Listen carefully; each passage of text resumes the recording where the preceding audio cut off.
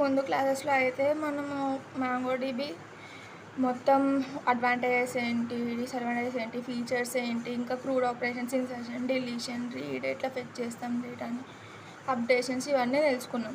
Next MongoDBలో cursor ఎలా work చేస్తుందో చూద్దాం. అసలు కర్సర్లో MongoDB అంటే ఏంటో చూద్దాం. Okay, cursor is a pointer to a result set of a query that allows you to iterate over these results one document at a time rather fetching all the results at once.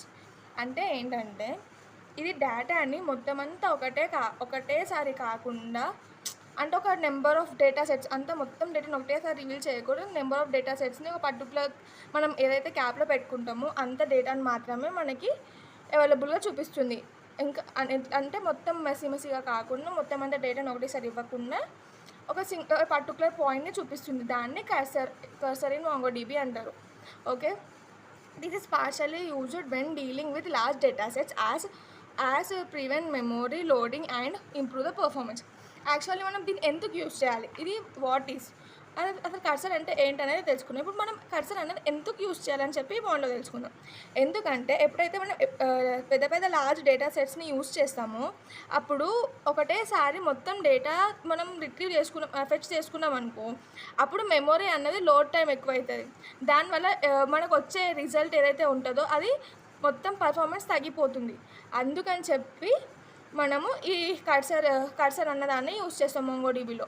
దీనివల్ల ఎప్పుడైతే ఒక particular డేటాని మాత్రమే, ఒక సెట్ని మాత్రమే release చేస్తుందో దానివల్ల దాన్ని మెమొరీ ఓవర్లోడ్ అన్నది తగ్గుతుంది. దానివల్ల మనకి అక్యురేట్గా రిజల్ట్స్ అనేవి వస్తాయి. దానివల్ల పర్ఫార్మెన్స్ అనేది ఇంక్రీజ్ అవుతుంది. ఇది నార్మల్గా కర్సర్ అంటే మనం ఎందుకు యూజ్ చేయాలి కర్సర్ అన్నది.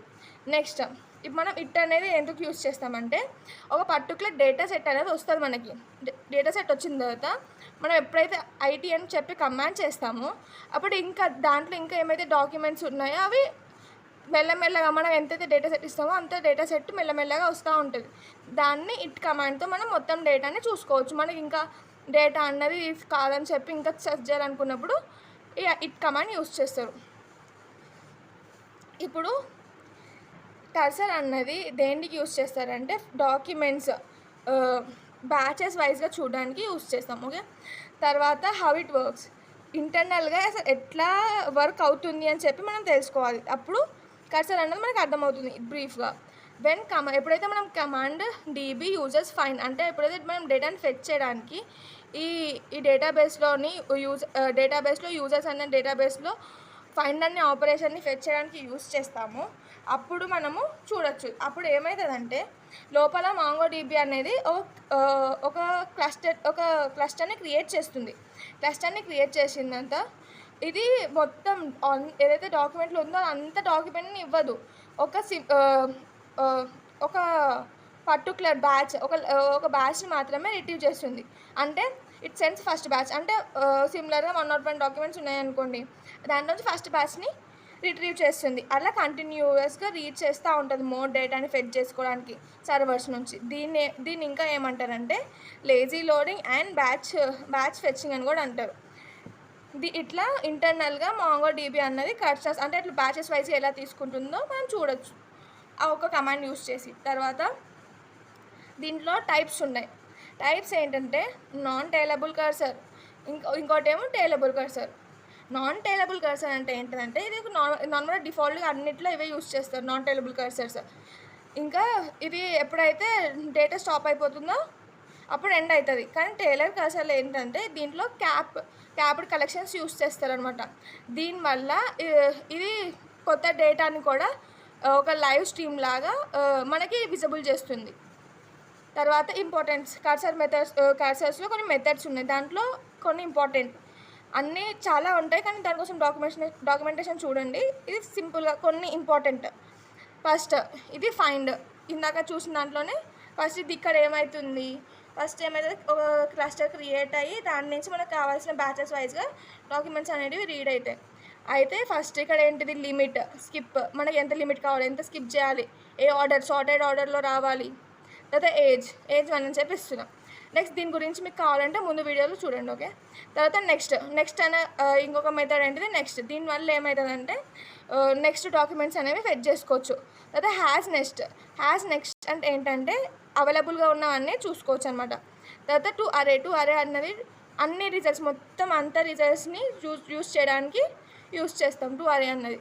ఇప్పుడు ఇంపార్టెన్స్ అసలు క్లస్టర్లో ఇంపార్టెంట్ పాయింట్స్ ఏమేమి చదువుకున్నామో ఒక కంక్లూజన్లా చూద్దాం. Okay, cursor fetches the data batch wise to avoid to అరే ఫర్ లార్జ్ డేటాస్.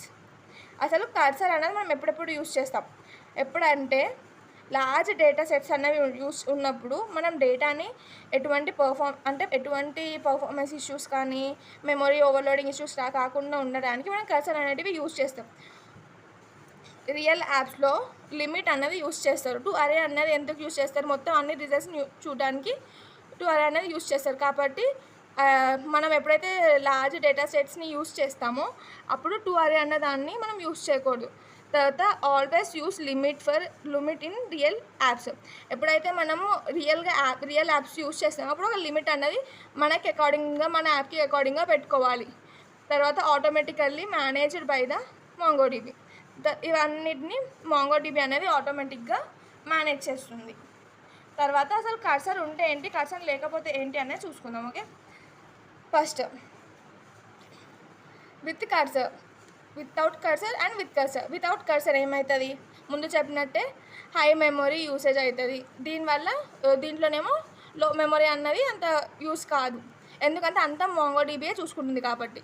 ఇది ఎక్కువ తీసుకుంటుంది కాబట్టి. కర్సర్ లేకపోతే ఏమవుతుంది, పర్ఫార్మెన్స్ ఎప్పుడైతే మనకి మెమొరీ ఓవర్లోడ్ అవుతుందో అప్పుడు ఆటోమేటిక్గా పర్ఫార్మెన్స్ అన్నది తగ్గుతుంది. దీంట్లో కర్సర్ యూస్ చేస్తాం కాబట్టి ఫాస్ట్ ఉంటుంది. తర్వాత ఎప్పుడైతే పెద్ద డేటా ఉంటుందో ఇది ఒకటేసారి లోడ్ కాలేక అది క్రాష్ అయిపోతుంది డేటా మొత్తం. కానీ ఇది ఎటువంటి డేటానైనా, ఎందుకంటే ఇట్లా బ్యాచెస్ వైజ్గా తీసుకుంటాం కాబట్టి ఎలాంటి డేటానైనా మనం హ్యాండిల్ చేయగలం కర్సర్ యూస్ చేస్తే. తర్వాత వితౌట్ కర్సర్లో ఇది యూజర్ ఎక్స్పీరియన్స్కి చాలా బ్యాడ్, ఎందుకంటే మొత్తం ఒకటేసారి వస్తుంది కాబట్టి మనం చెక్ చేసుకోవడానికి హార్డ్ అవుతుంది. ఇది స్మూత్ స్క్రోలింగ్, ఎందుకంటే మనం ఎప్పుడైతే బ్యాచెస్ వైజ్గా చూస్తామో మనకు ఒక పర్టికులర్ లిమిట్ ఉంటుంది, దాని నుంచి మనం కన్ఫ్యూజ్ కాకుండా మనం నీట్గా అంతా చూసుకోవచ్చు. ఇలా మనం మన డేటాని మాంగోడిబిని కర్సర్ యూస్ చేయకపోతే ఎటువంటి ప్రాబ్లమ్స్ ఉంటాయి, యూస్ చేస్తే ఎటువంటి బెనిఫిట్స్ ఉంటాయి అనేవి తెలుసుకోవచ్చు. Thank you.